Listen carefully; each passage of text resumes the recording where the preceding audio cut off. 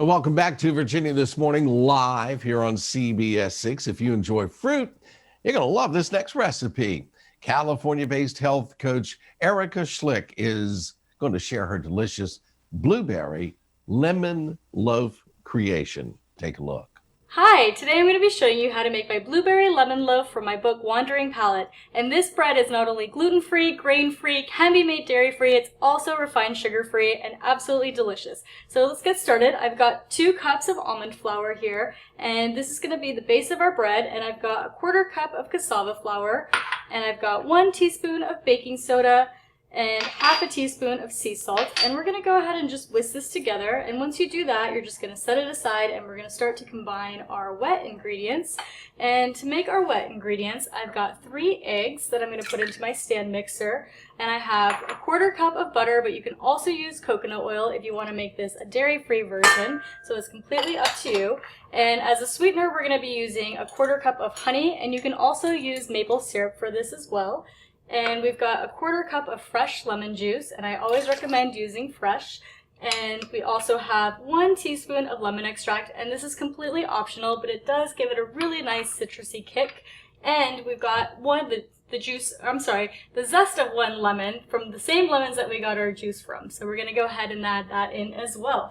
And that's all the ingredients that are going to make the base of the bread. So we're going to go ahead and get this mixing.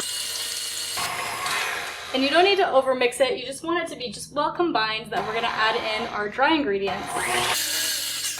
Okay, and so now we're going to go ahead and add in the dry ingredients, and you want to do this slowly. So we're just going to do a little bit at a time, and then we'll start to mix some of it in, and then we'll continue the process until it's all completely combined. And you can actually mix some in while it's combining. Just be careful, it can be a little messy with the cassava flour. And it's pretty well combined. I'll go ahead and show you the consistency here. It should be kind of wet, but it's also very well combined. And we're going to go ahead and remove that from our stand mixer, and now our blueberries are going to go in. So you want to use fresh blueberries. Definitely try to not use frozen ones. It's not going to turn out as great. And you just want to throw those in there and then fold them into the batter. So don't put these in your mixer because we want them to stay as whole as possible. And really it's just a few mixes and just enough to get them combined. Your dough should look like this. And now we're ready to put it into our loaf pan. So I have a 9x5 loaf pan that's been greased. And again, I use grass-fed butter on this, but you can also use coconut oil for it. And we're just going to go ahead and pour in our cake mixture. And just make sure you use that rubber spatula again. You can really get the sides clean. Make sure you get it all in here. And once it's all in, we'll go ahead and just give it a few shakes on the counter just to get it nice and smooth. And don't worry about it, it's going to rise in your pan, so it should be about halfway full. And we're going to put this in the oven at 350 degrees for about 40 minutes.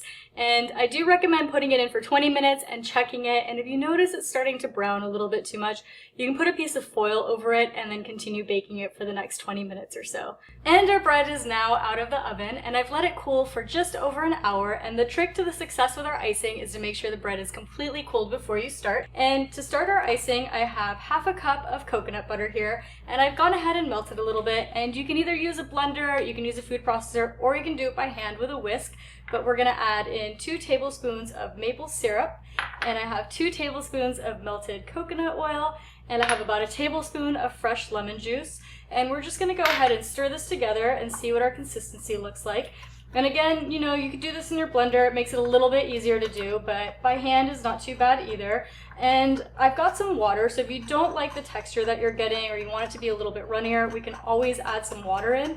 But otherwise, it should be a pretty good consistency that's going to represent icing and going to really stick to our cake.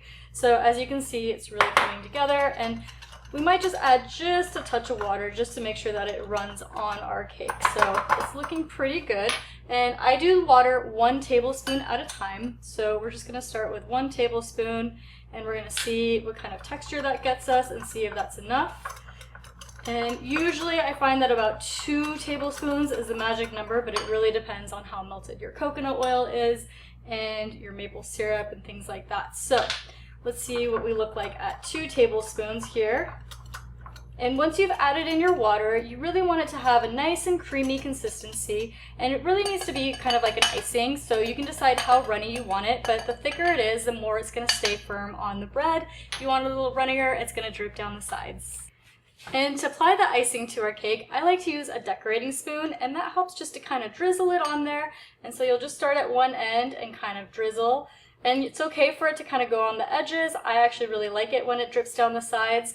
Gets a little extra flavor on the sides of it, so go ahead and just pour that on. And we probably could have made this a little bit runnier, but as it starts to cool and warm up with the bread as well, it's going to start to melt just a little bit. And now that our bread is completely iced, we're able to dive in and see how it tastes. So let's go ahead and use our knife and slice into it here, and it should slice open perfectly. Falling off the plate a little bit here, but we're going to give it a little taste and see how it tastes. So good. This is one of my favorite recipes in the cookbook. It's so clean, it's delicious, you can use it for breakfast, you can have it as a dessert. You can get the recipe in my cookbook, Wandering Palate, and it's available on my website, thetrailtohealth.com, or on Amazon as well. I hope you enjoy the recipe.